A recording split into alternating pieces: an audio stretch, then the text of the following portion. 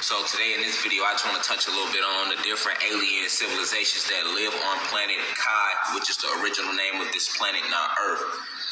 If you haven't been keeping up with some of my videos, then I advise you to go back and watch. If you're still stuck on the third dimension and you're not in a space of enlightenment where you're trying to seek to better yourself every day as an individual, then my videos not for you. My lives aren't for you. If you're looking for drama, this live isn't for you. We don't support racism, anything on this live or any of that, but we will be stating actual facts. So if me stating the historical facts of black people DNA as well as these Caucasians and Europeans is going to offend you, I advise you to get off the live now. So with that being said, let me start with these different races that live on this planet amongst us. Okay, so a lot of us only know about the black people and the white people that live on this planet, because that's all we see. So we have been programmed since kids to believe that the only people that exist on this planet with us is us. Just us, black people, white people, or let's say humans, and then animals, when that's a complete lie. All right, so in this video, I'm just gonna give you a little quick. I'm just gonna touch real quick on who all live on this planet of Kai that we know as Earth with us. Okay, so you have your humans. All right, your humans are your white people, your Asians, your Dravidians, your Mexicans, and your Arabs. So you have 5 different races of humanoid that live on this planet with us, all right? These are your humans. Once again, your humans are your white, your Caucasians, your Dravidians, your Mexicans, your Asians, and your Arabs, all right? These are your human races that live on this planet. These races were created by our race or one of our brothers, Zeus. The human race is originally not from this planet. The human race originally comes from a planet called Nern, which sits too far not outside of the Plutonian galaxy. Okay, so I know that might be a hard pill to swallow, but you're going to have to swallow this motherfucker today, all right? Because I'm here to give you the absolute real, the absolute true facts, because to still look at things in the year 2020 as we go through these energy gateways and we're now in the 6th dimension as a planet, we're going through a grand awakening as a people right now. All right, so it's a lot more people like myself that's putting information out there, and I advise you to dissect it. I advise you to take it in and eat it up and spit it out. All right, I'm not gonna tell you nothing wrong. So once again, your human races that live on this planet, because it's a lot of war going on this planet and we confused. Growing up, a lot of things didn't make sense to us. We do not know why white people are so treacherous and so violent toward blacks. We do not even know why blacks are so violent toward each other. We have no clue. All right, so I'm just here to give you a couple blues clues. You feel me? Give y'all a couple blues clues today. So now that I've broken down the different human races that live on this earth, now let me talk about the gods, okay? The god races are actually original to the planet Kai, which has been renamed Earth after the invasion of these humans, right? But the god races are your black people or your African Americans or your Latinos or Haitians. I mean anybody that's Latino outside of Mexicans and anybody that's considered black. All right, anybody with this carbon, all right, on the epidermis of their skin, which is what makes it this pigmentation, would be considered a god. So they go for all your Africans, all your African Americans, Jamaicans, Belizeans, Haitians, and Latinos. These are the god races of this planet. Okay, I will repeat. The gods of this planet are the blacks and the Latinos because these 2 races are the original people of this planet. Okay. Not being racist, I'm just kicking real historical facts, okay? Because I don't support racism at all. I'm not a racist at all. I don't agree with it. Nobody should be belittled or talked about or treated differently because of the pigmentation of their skin. So with me saying that, you have to ask yourself this: if you're African American and you're tuning in, or a Latino brother or a sister right now tuning in, even if you're a Caucasian or a human, right, tuning in, why have you been taught as a human your whole life to hate black people? Why as a human, if you're white Asian, the Mexicans too. Like all of these humans are taught and programmed as little kids to believe that they are more powerful than African Americans and the other Latinos. All right. So this programming helps the agenda. On the flip side, the God races, which are the original people of the planet, your Latinos and your blacks, they are programmed as youths in their school systems to believe as kids that we are lesser than, that we are oppressed, that we are a minority when we are not the minority, we are the majority.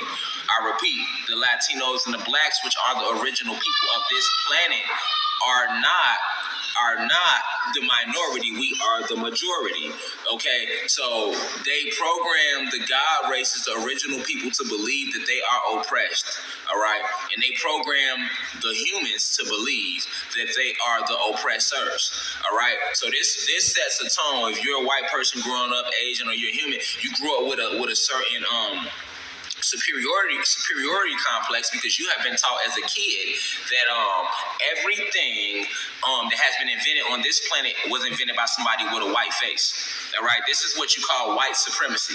They even showed you as a kid in religion that Jesus was white. They paint all the historical monumental important people as white faces. So that's called white supremacy. Okay, so they're subconsciously have been programming you as a black person or a Latino person to hate yourself, because if all they ever told you about your people was that you was nothing but a slave over in Mexico, or you was nothing but a slave in Africa, and then we as Caucasians came and liberated you, all right, you grow up believing this, and that impacts your reality and what you see through the retinas of your eyes. Okay, so these humans though are not more powerful than the gods, than the original people of the planet. So now this leads me to the other species that exist on this planet. All right.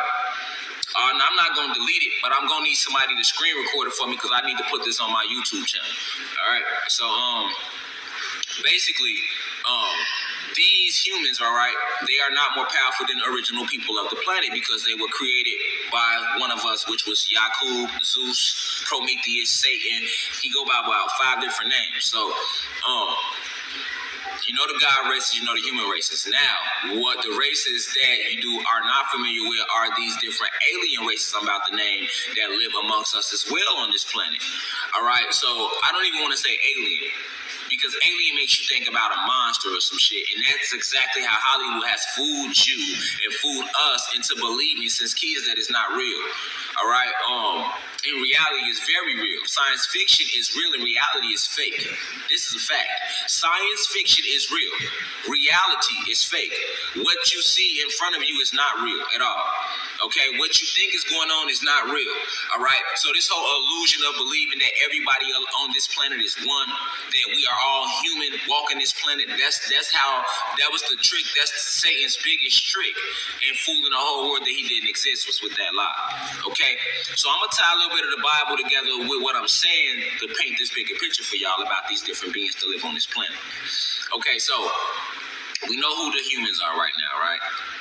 We know who, at this point, who the gods are, who the God races are, right? But we don't know who the alien races are. So let me break them down. All right, the main alien race that is on our planet, that has inhibited our planet, that is helping these humans control us, would be the reptilians.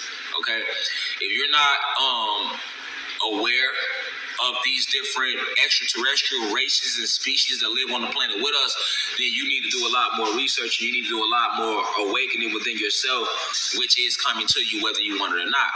Because we are not the only ones in this realm, and we are not the only one on this planet. Close that door.